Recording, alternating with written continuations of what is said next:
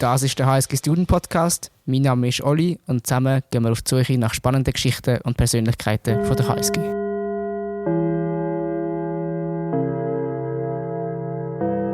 Herzlich willkommen aus dem Square zur nächsten Folge vom HSG Student Podcast. Wie ihr merkt, redet nicht mehr die vertraute Stimme von Andreas zu euch, sondern eine neue Stimme. Mein Name ist Olli und ich bin euer neuer Host vom HSG Student Podcast. Vielleicht ganz kurz zu mir. Ich bin in meinem letzten Bachelorsemester. Man trifft mich regelmäßig auf dem Campus, in der BIP oder eben im Square, wie wir jetzt gerade sind, im Tea Room. Man erkennt mich an meinen fancy Socken, die ich regelmäßig trage. Es hat Pizza drauf, Tacos, ganz verschiedene Motive. Und am Mittwoch bin ich jeweils mit meiner Tennistasche unterwegs. Ich freue mich extrem auf alle Gespräche, die vor uns liegen. Die vielseitigen Persönlichkeiten von der HSG, die wir kennenlernen zusammen. Und auch auf die Interaktion mit euch, liebe Zuhörerinnen und Zuhörer. Wir werden gelegentlich euch die Chance geben, im Voraus unseren Gästen Fragen zu stellen. Und auch ganz grundsätzlich freue ich mich einfach über jegliches Feedback, Gästevorschläge, Anregungen zum Thema oder Format. Dazu könnt ihr uns einfach auf den HSG Social Media Kanal anschreiben oder ganz einfach über E-Mail. Und die ist olivier.schneider@student.unisg.ch. So, jetzt glaube ich, haben wir genug geredet über mich. Wir widmen uns am besten schon am heutigen Thema. Und das ist so, wie ich es erlebt habe, wird immer wieder neu auf dem Campus diskutiert. Es wird viel behauptet, gewährleistet. Niemand weiß eigentlich ganz so genau, was sie da so machen. Und die Rede, von dem ich rede, ist das SIM, the Strategy and International Management Masters Flagship Program von der HSG. Und ich wollte eigentlich heute mit meinen Gästen herausfinden, was macht das SIM aus studentischer Perspektive aus? Wie schafft es das SIM, Value zu adden? Und schlussendlich können wir auch vielleicht noch den ein oder anderen SIM-Mythos, was es auf dem Campus gibt, auflösen. And I think now this is the perfect opportunity to change to English. My two guests, they're English speakers.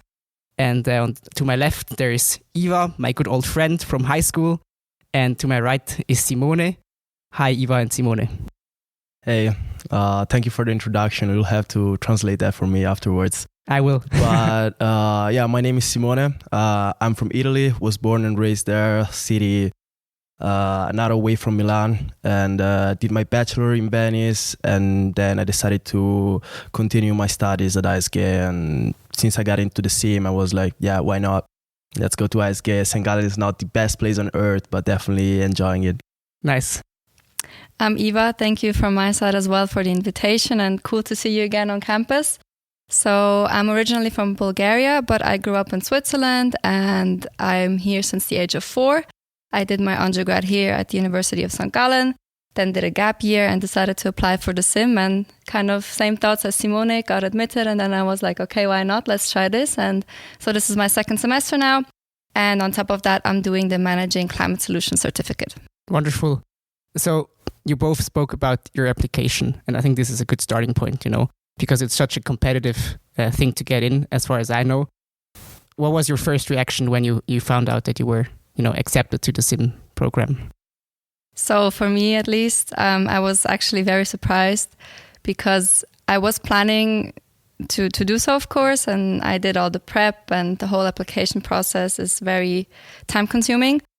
But I was quite late with my GMAT and all of these things, and then I think for me at least, I never thought that it would really work out. So I was very surprised, but I was also very happy to hear that I got admitted, and I of course accepted the offer. So no party for you afterwards when accepted? Well, a bit, I don't know, just a bit of celebration. But yeah, just for me personally, I can speak from my side. So academically speaking, with my grades and with my GMAT score, I didn't expect it because I heard you have to be way better. You need way higher grades and you need a way better GMAT score, which was not the case for me. So that's why I was surprised. I see. And for you, Simone, how was it for you? For me, it was really exciting. I was at the library at that point, and I just ran out of the library to get a spritz Campari and celebrate a bit. In general, it was a bit of a surprise for me as well as for Eva, because I took my GMAT pretty late, and then I could only apply in the last window of application, where you definitely have less chances, obviously, to get in. And therefore, it was a bit of a surprise, but I was so excited and so happy because my backup options were just in Italy or were universities that I don't consider as valid as ISG and SIM in particular. So I was definitely really, really excited. Nice. So you both said that you both applied rather late. And I guess this would be maybe one recommendation also for fellow students who are interested in applying to the SIM to, be early. Is there anything else, that maybe that you think that was your personal recipe for success apart from applying late? I don't think you have to be late to apply. I think you just have to do it then when you feel it's the time to. It's just a coincidence that we both applied in the last round, which I think the message here is just it's never too late. Even if you think it's more competitive in the last round, you should just try it.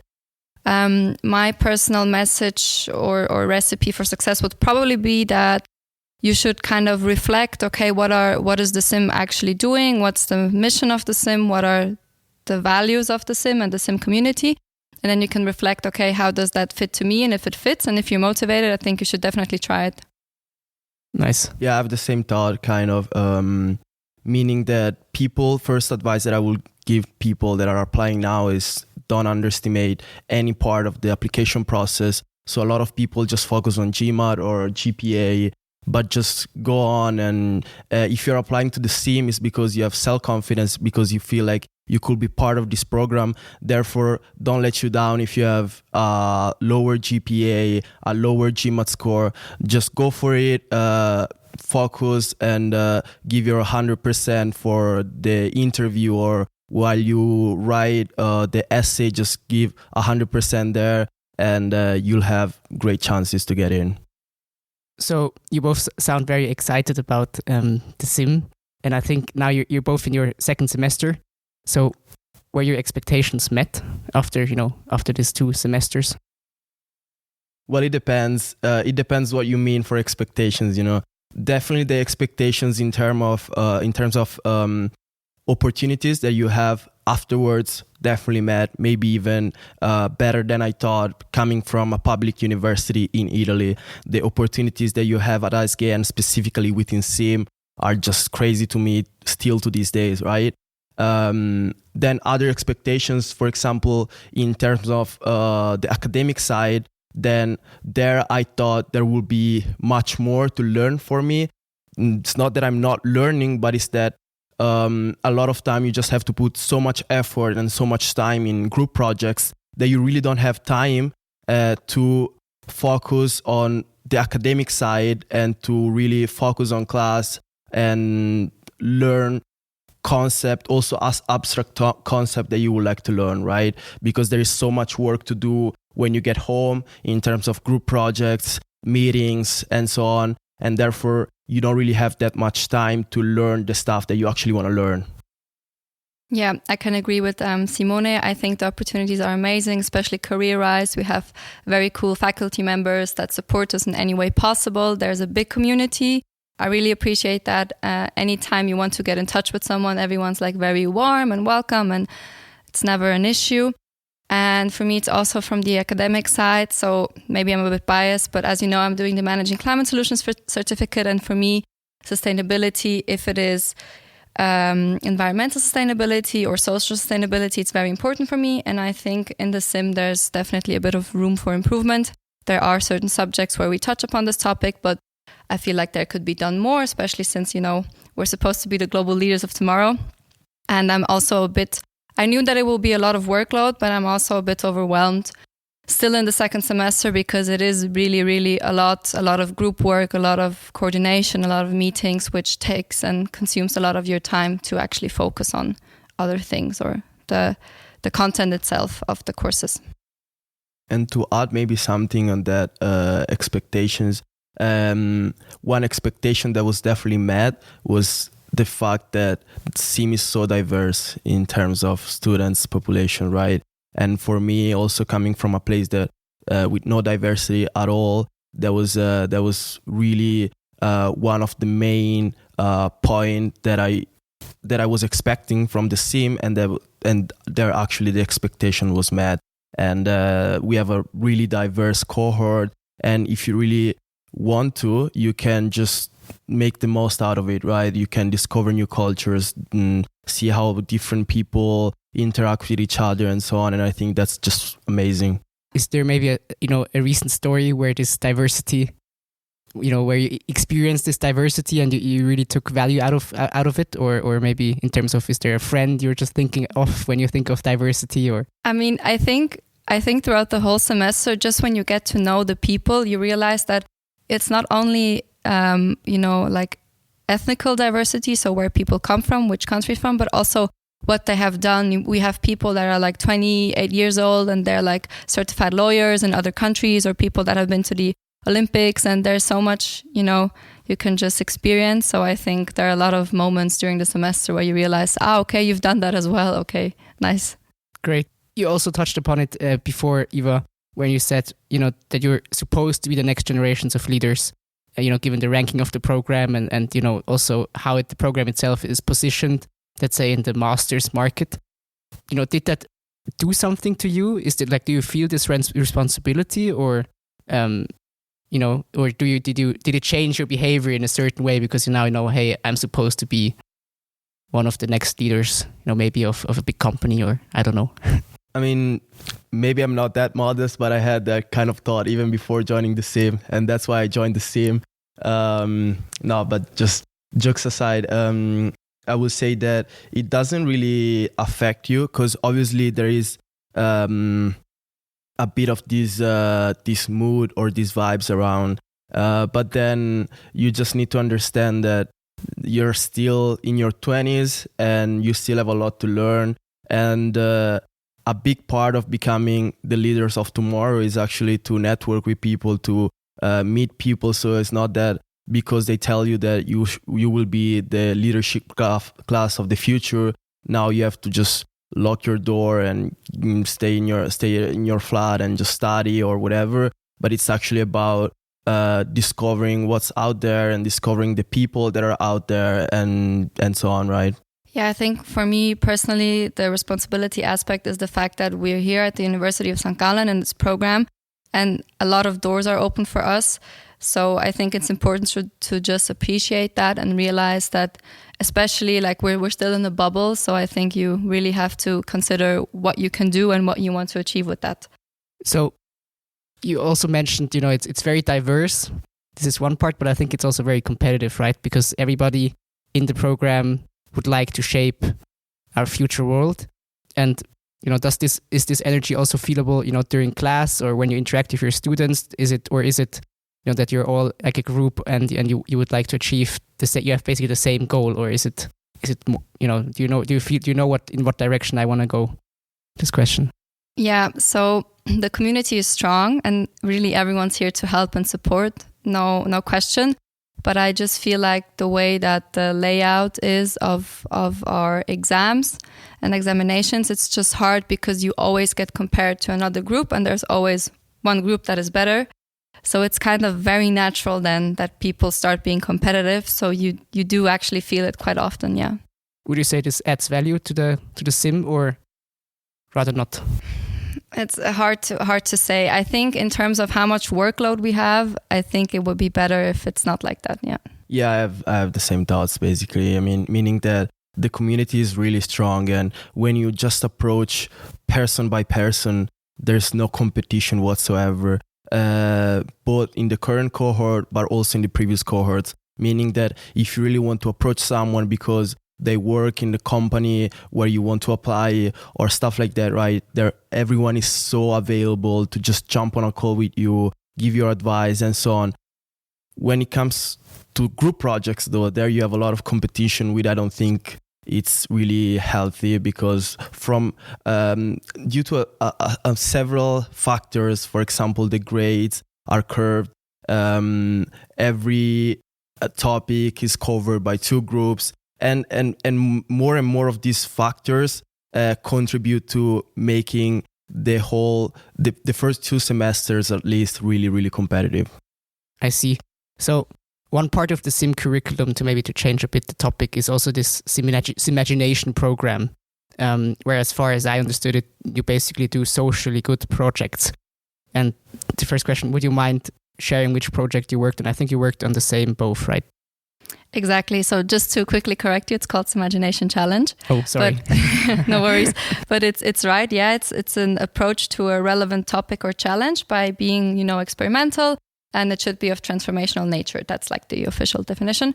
So we're part of Period, and Period is a project where we fight against period poverty in Kenya and Tanzania, more so like Eastern Africa.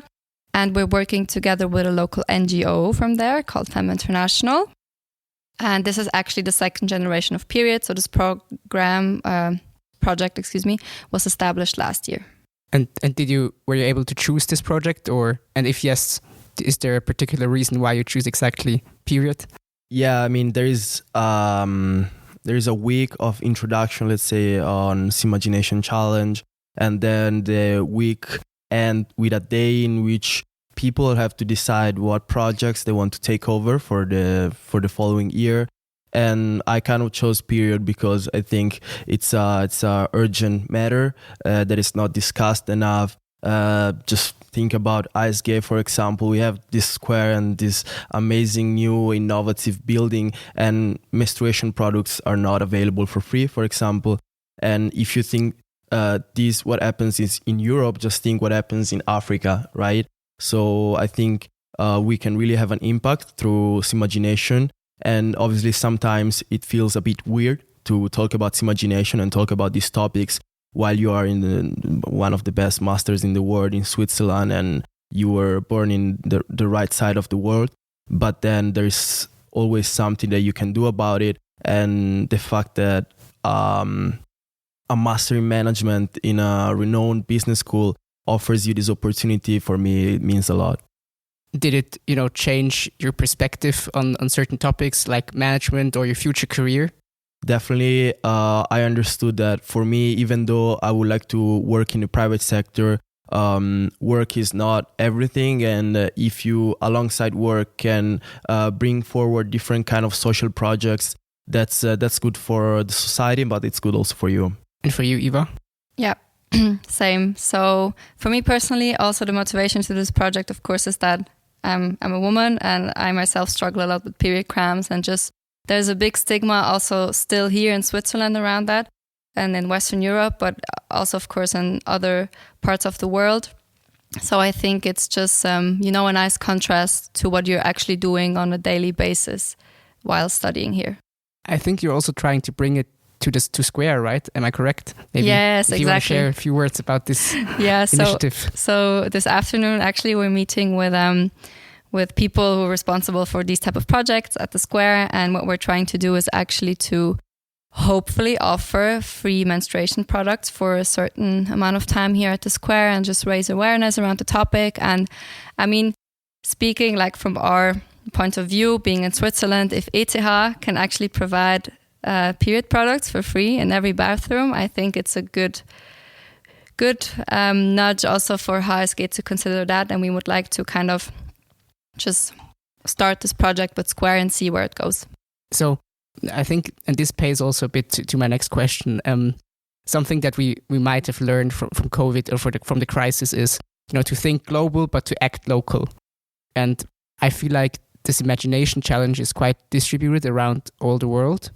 And, the question that comes to my mind is, would you wish for more local projects, or do you think this global challenge also adds a certain value to the challenge itself? I think you have both. I mean, I speak like for our challenge, really. And in our case, I see both sides. I think it's good to also have an impact beyond Switzerland and Western Europe, but it's not only limited by that. We can also still try to do something here locally and kind of exactly raise this awareness. So I don't think it's like something that excludes one or the other. Yeah, I think it's a wonderful project. And let's move more again to more general view on the sim. So to the outside world, and from what you're telling, it seems to be like a perfect golden bubble and the perfect opportunity for young people if they want to shape the future of our world or our country.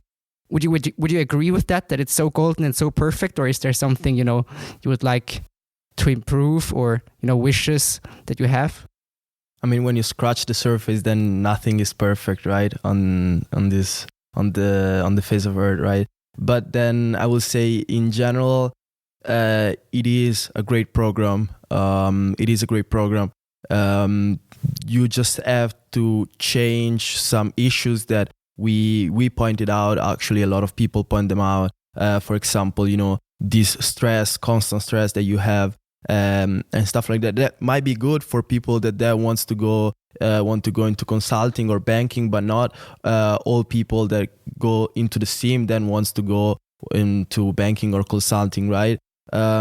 So if you just make the right corrections, which will be made, because an entity is or a program is never finished, right? The work is always in progress. So I definitely believe overall it's a great program. Needs some improvements here and there, but these improvements are being implemented or will be implemented. Yeah, I agree. So there's a lot of feedback which is being gathered from us, which I appreciate. And we've been outspoken in the last few feedback rounds. And I think, as Simone said, so of course, stress level, I think this is something which is manageable, because one could, for example, think of ungraded presentations or assignments. This is just an example of additional stress which could be changed. And for me personally, also, the sustainability aspect, I feel like this is something which could be definitely incorporated also more into compulsory courses we have in the faculty. And just maybe have more twist to modern research and business also, because I know that we have to also look at the classical theories and learn all of that, which is good, and it's a good basis, but I think it could also be moved beyond that. Wonderful. I think this is a perfect, rounding up of our round about 20 minutes of talking. I have one last thing that we would like to also introduce from now on in every podcast that we're going to record, and it's the story cubes, and we're going to do story cubes for HSG. For everyone who don't know story cubes, it's like you have 9 dices, and on those 9 dices there are 6 icons, and then you can tell stories around those icons. And what I would like to do with you guys now is I'll give you each 3 dices, and I'll ask you to roll them, and then choose one of the icons you got. And maybe if there's a story popping up that you associate with Sim, maybe you could share that with the audience. It would be a lot of fun, I think. Maybe Iva, you start. So I got an angry man pinpointing at something. I got a skull. And I got a... That's a shrine, I think. A Japanese shrine. Okay. It's a tough question, huh? Yeah. It's a tough one. It's a Take tough your time. Let me We're think. all curious. You don't have to take all 3. You can also just choose one, and if you have an association with that. I can go ahead and maybe you can, and then you can. Simone, go ahead. Let's see if I'm more lucky. What did you get, Simone? So I got a piece of a puzzle, a bird, and then like hot meal, probably something like that, right? Yeah, I think that this looks like egg fried rice or something, or ramen noodles. Yep. I'll go with the puzzle. For me, it kind of represent a bit the spirit of the SIM sometimes, because due to the fact that the backgrounds of people are so wide, when you have a group project, then you find yourself in a group in which people really have different skills and different backgrounds.